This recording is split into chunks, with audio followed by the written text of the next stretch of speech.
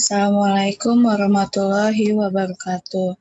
Saya Tania Yutafia, jurusan D3 Akuntansi akan menjelaskan tentang angka indeks.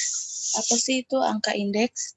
Angka indeks adalah angka perbandingan yang dinyatakan dalam presentasi untuk mengukur perubahan relatif suatu variabel atau lebih pada waktu tertentu atau tempat tertentu, dibandingkan dengan variabel yang sama pada waktu yang tepat dan tempat yang lainnya. Singkatnya, angka indeks adalah angka perbandingan untuk mengukur perubahan variabel yang dinyatakan dalam presentasi. Angka indeks digunakan untuk mengetahui perubahan-perubahan variabel yang berkaitan dengan banyak aspek kehidupan manusia. Oleh karena itu, angka indeks digunakan hampir di seluruh cabang ilmu pengetahuan. Di sini ada soal. Soal pertama, jumlah penjualan suatu perusahaan pada tahun 2001 dan 2005 masing-masing sebesar 400 ton dan 500 ton. Hitunglah indeks penjualan tahun 2001. Jawaban. Berarti sama dengan 400 dibagi 550 dikali 100.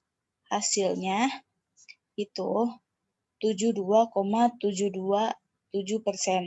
Interpretasi angka tersebut adalah penjualan mengalami kenaikan sebesar 2,727%. Dia mengalami kenaikan sebesar 2,72%. Nah, soal yang kedua itu jumlah penjualan suatu perusahaan pada tahun 2019 dan 2020 masing-masing 300 ton. Masing-masing 300 ton dan 200 ton. Hitunglah angka indeks penjualan tahun 2020. Jawabannya itu 150.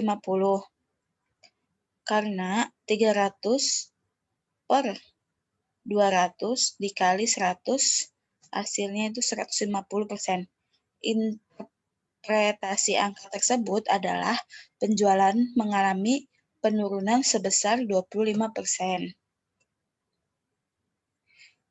Di sini, angka indeks harga relatif sederhana itu menunjukkan perkembangan harga relatif suatu barang dan jasa pada tahun berjalan dengan tahun dasar, tanpa memberi bobot terhadap kepentingan barang dan jasa.